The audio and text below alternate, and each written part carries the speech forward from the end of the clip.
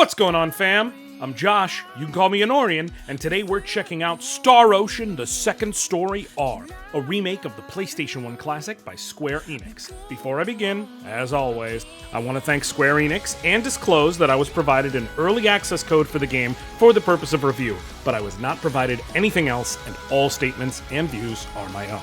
Also, all the footage you see will be for the PlayStation 5 version of the game and will reflect that play experience. With all that out of the way, let's set off for Worlds Unknown.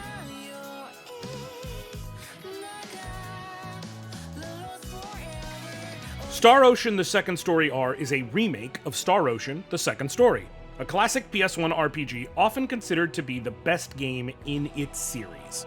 Originally released for the PS1 in 1998, Star Ocean: The Second Story was the second game in the Star Ocean series, but the first to come out in the West, and was immediately received as an excellent gem.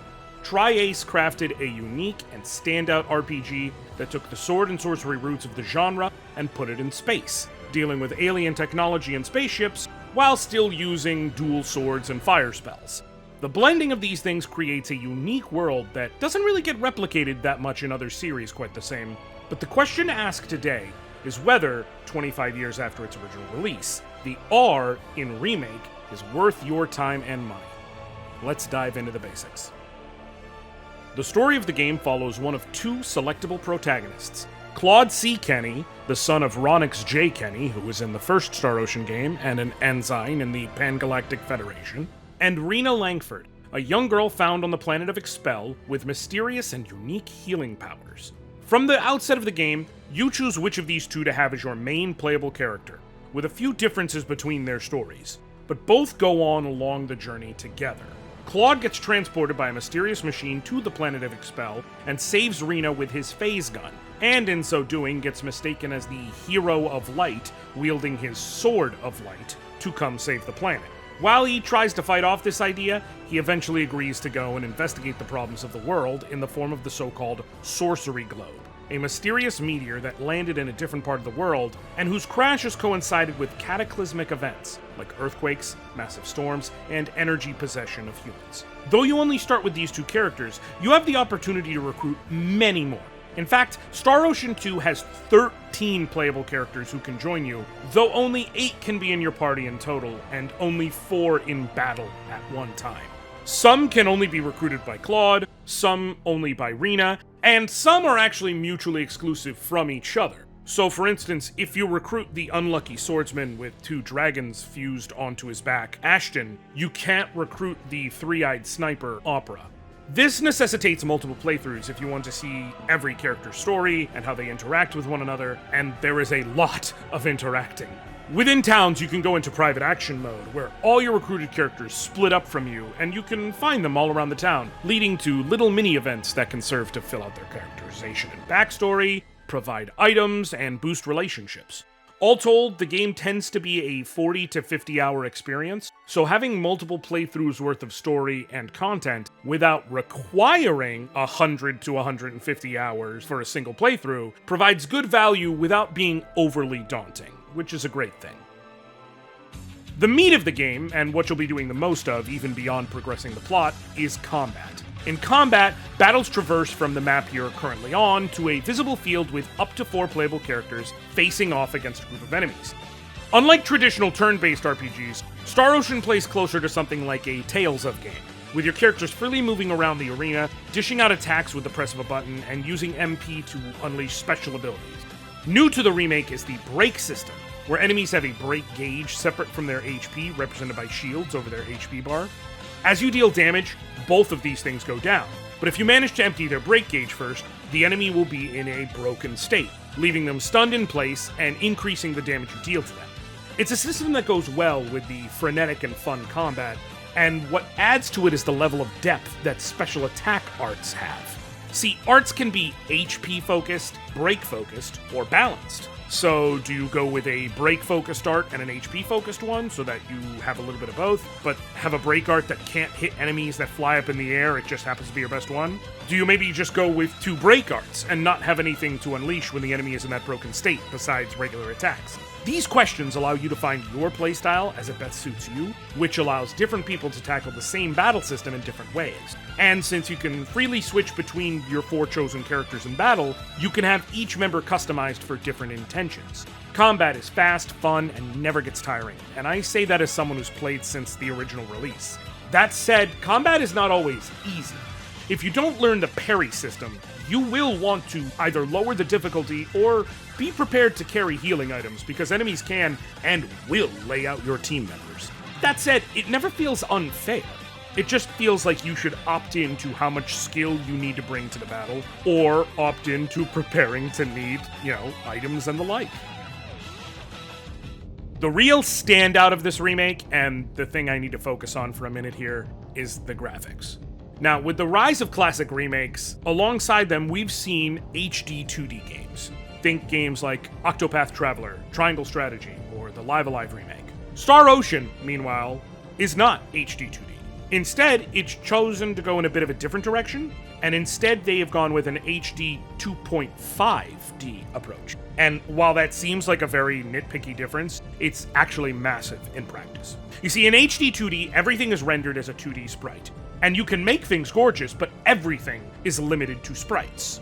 With 2.5D, while the characters in Star Ocean are all beautifully rendered 2D sprites, the backgrounds and the world you interact with are all pre-rendered 3D objects with gorgeous presentation. I can't stress enough how often I would just stop and stare at the locales around me in surprise of how good it all looked.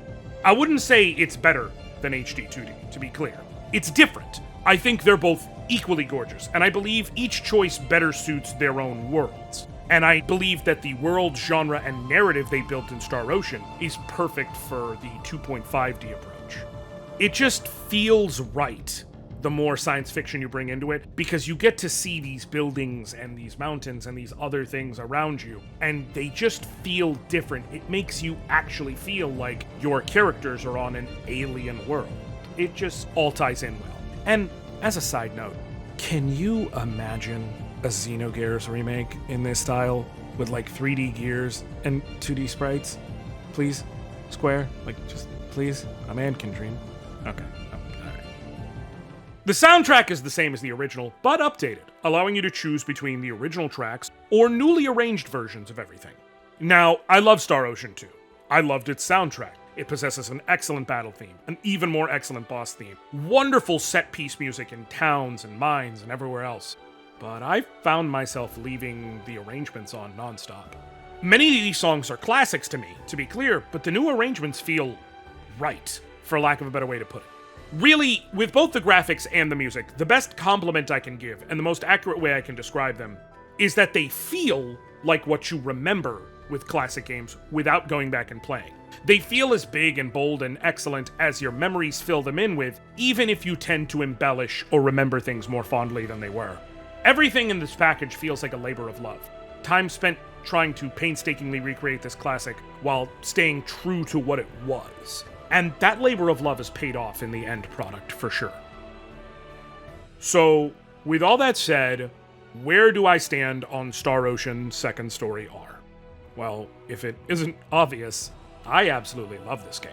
I played it essentially non-stop from once I got it until writing this, and I feel like a kid all over again, re-experiencing it. The new updates to the graphics, the music, the combat system, the superb voice acting and character art, the flowing presentation, the sense of impact and decision-making with everything they decided to put into this version of the game. Everything about this remake feels like it was made with intent, and not just a thing they put in because other games have it. See, around this time last year, I got a chance to work with Square and review Tactics Ogre Reborn. And I called it the gold standard of remakes at the time, and I gave it a 10 out of 10, saying I could not imagine them nailing that game as a remake better than they did. It is with that in mind that I say that for as good as remakes like Tactics Ogre Reborn, or Live Alive, or the Trials of Mana remake, which I loved, or anything else Square has made have been, outside of something like Final Fantasy VII Remake, which is obviously in a bit of a different category, if we can be honest, I think that Star Ocean Second Story R might very well be Square's magnum opus for remakes. Star Ocean, the Second Story R, gets a 10 out of 10. They have taken a game that set a bar and then reset it to the highest caliber. And in so doing, they made something I'll be playing over and over. Whether it's the little things, like adding small challenges that can give you boosts to your money and BP early on, or big things, like adding fast travel with almost no load time to any given save point in any dungeon, or to basically any location within a town. And there's not a single creative decision they made that I disagree with. If this is how Square Enix handles their remakes moving forward, with some of the rumored games they could be doing them with, I truly believe it's going to be an incredible win for all of us. Thank you so much for listening today. My name's Josh. You can call me Anoriand, and I'll catch you in the stars. Hey, thanks so much for watching. If you could do me a favor, please hit that like button if you liked the video, and the subscribe button to tune in for more. I have a few more videos coming out the next few weeks that I really think you'll enjoy. You can also check out my Twitch page at twitch.tv/Anoriand, where I stream 3 to 4 times a week, or check the description for links to my socials or my Discord if you really want to stay caught up. Any support is super, super appreciated. Anyways, I'll catch you all next time. Bye-bye!